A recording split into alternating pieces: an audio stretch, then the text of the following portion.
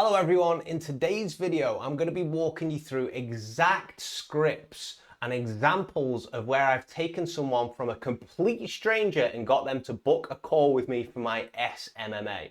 Now this video that you're about to watch, which contains the training, is from a few years ago when I was running a LinkedIn agency.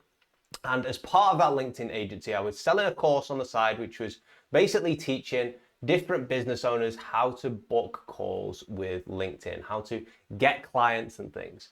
And one of the biggest weapons that you have as an SMMA owner or just a business owner is outreach and how to do it actually effectively. And there's a million different tutorials on it. Very, very few of them show you specific examples. Over my time running a LinkedIn agency, I booked thousands of calls and my clients booked thousands more as well. So the scripts I'm going to show you are not just limited to LinkedIn. They can be used with any social media platform, Facebook, Instagram, cold email. So make sure you take note of the certain types of psychology I'm using in it, how I'm approaching people, the types of language I'm using, and you'll be able to get some great results as well. I just want to say as a little side note, we're living in a time of AI and automation. And at the moment, everyone is looking for the quickest, most simplest way to scale their outreach. And a lot of courses are selling information on this. But the problem that I see that's happening right now is people are basically scaling very poor types of outreach. They're not actually understanding why outreach worked in the first place. They're going from, crawling to running to try and scale stuff they don't know works. So what I always think is the best way is to learn exactly how you should be DMing people, the psychology behind it, which this video is going to teach you about now, and how exactly that works. And then you can scale it from there, rather than scaling these generic scripts which these agency owners are giving you, okay? So start good and then scale that up from there. Do not lose the art of actually being able to speak to people, which is what I'm going to teach in this video now. Let's get straight to it. Welcome everybody to this module where I do conversation breakdowns. And this is where I take a stranger who I've never met before or chatted to and actually convert them into a call. And I'm going to show you some successful conversations where I've done that. I'm going to show you exactly what I was thinking, why I said the things I said, and some of the background psychology which is going on there as well. For the sake of people's privacy, I have blanked out their names and also blanked out their profile pictures as well. But I want to just walk through with this and give you a good insight of end to end of what's going on here. Now, you're going to see two examples next, and both of these examples are more easier examples. The people are well engaged, and I've basically just converted them completely to a call. And the reason why I wanted to show you the examples where the person's engaged is because these are the people really you want to aim for. These are the best types of people. They're well engaged, they're very responsive, and you can easily move the conversation onto a call. It is possible to get the tougher people onto a call, such as people who might be objecting, such as people who are giving a one-word answer. But these are generally the people who will be predominantly the amount of people on your call list. So I'm going to walk through this one with Andrew here and show you exactly what's going on. All right. So my first message to Andrew is actually a first initial message. I've connected with him. So I said, "Hi, Andy. Thanks for connecting and nice to meet you. I just noticed that you're an executive/career coach. Just curious, what does that involve? Who is it you help? Rob." Right. So the only purpose of the first initial message is to start a conversation with people. And I see so many people make mistakes on this part of the message here. Okay. They will either go in with a Calendly request. They will either introduce themselves and start positioning towards a pitch straight away. Start asking them what their goals are. Nobody's going to want to tell you that if, it's the first time you spoke to them.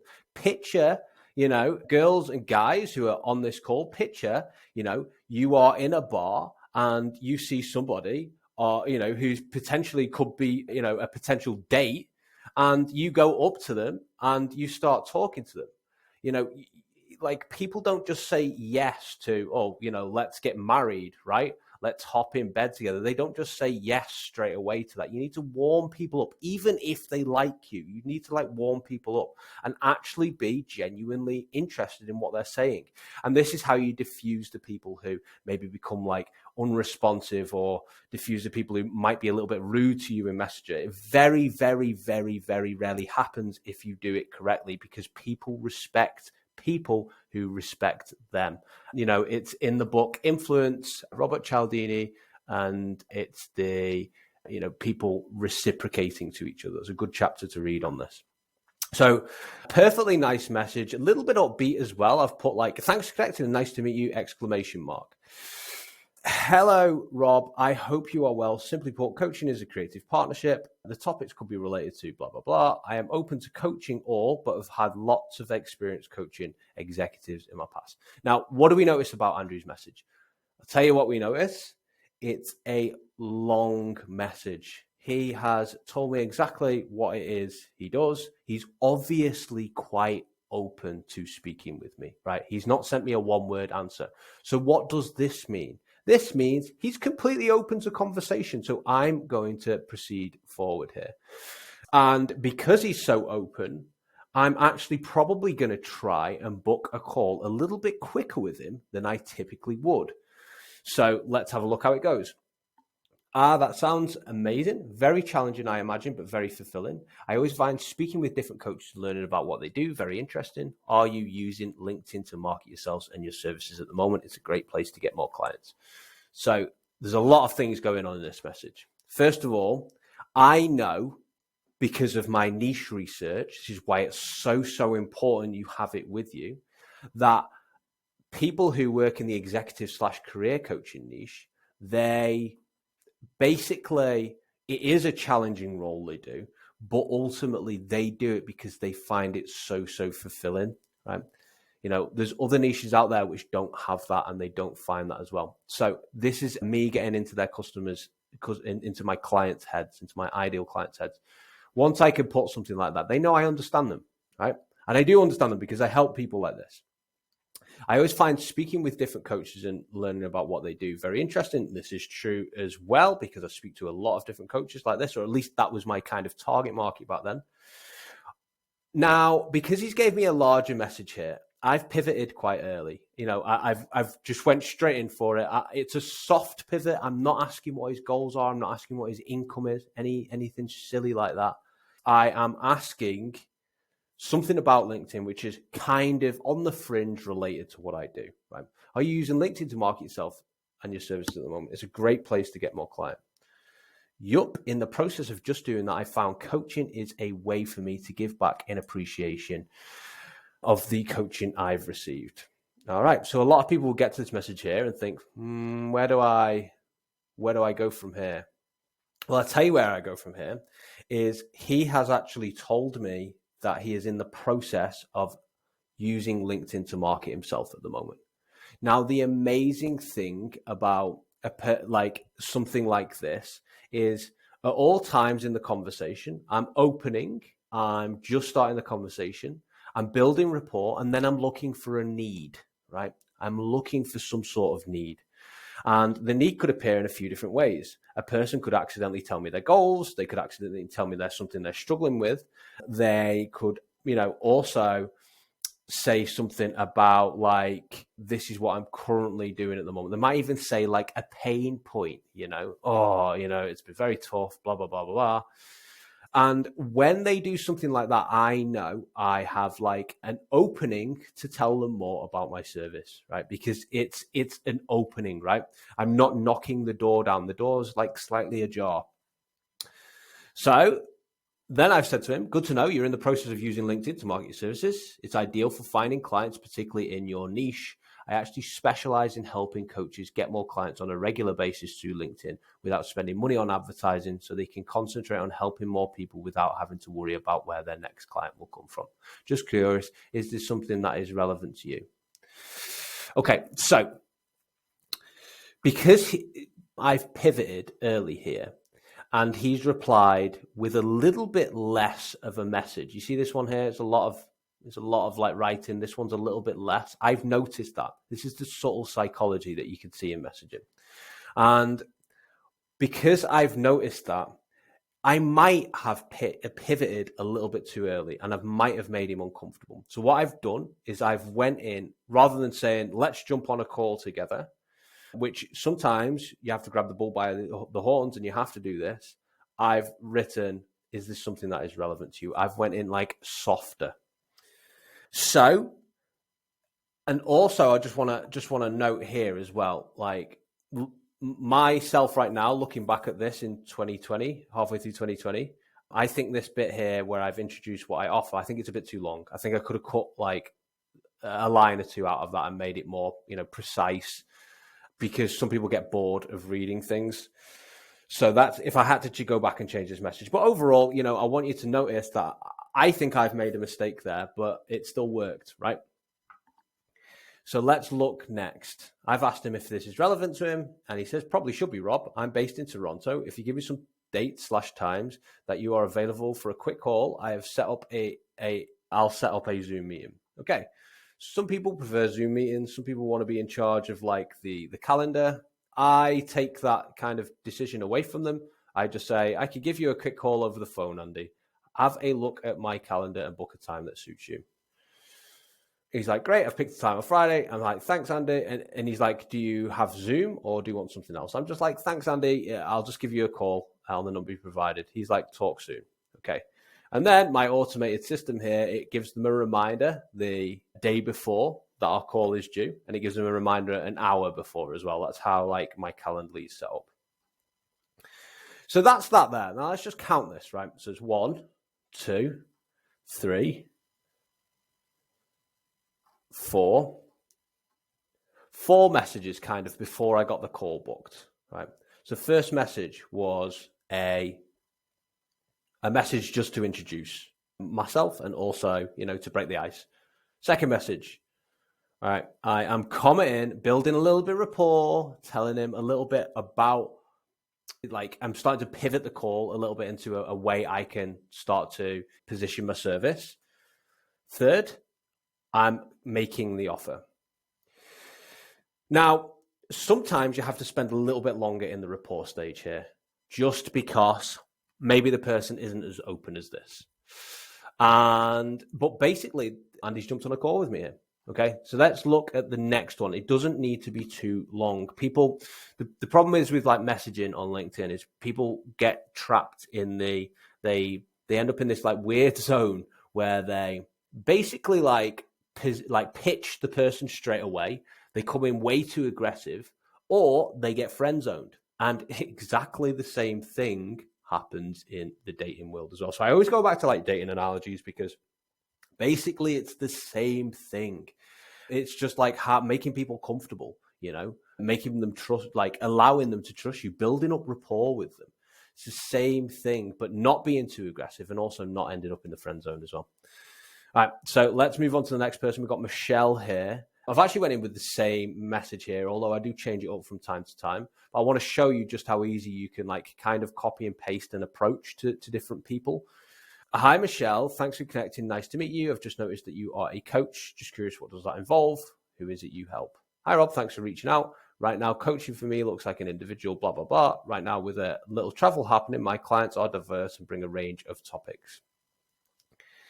Again, I've went straight in with a pivot here because I thought I looked at the message. I was like, this person actually really, really, they're obviously like want to speak to me, and they've probably checked out my LinkedIn profile. They've probably seen that, other people have spoken to me in like the recommendations, the testimonial section, and they can understand as well that I'm probably quite a likable guy. And that's just like one of the switches that happens in your head, which why you need like testimonials and things in your profile. So if you haven't watched the training on creating your LinkedIn profile, go back and watch that now. Now, again, I knew my niche very well here. Challenging, but so worth it indeed. I'm behind the game on LinkedIn. I'm really just started through connections I already have. In the near future, we'll love to use this as a way to get more clients. All right. So great pain point here, but can we see a little hook I've dropped into the conversation here? Well, that sounds amazing, very challenging, I imagine, but very fulfilling. A lot of other coaches / consultants are having to switch up their game too in the current situation.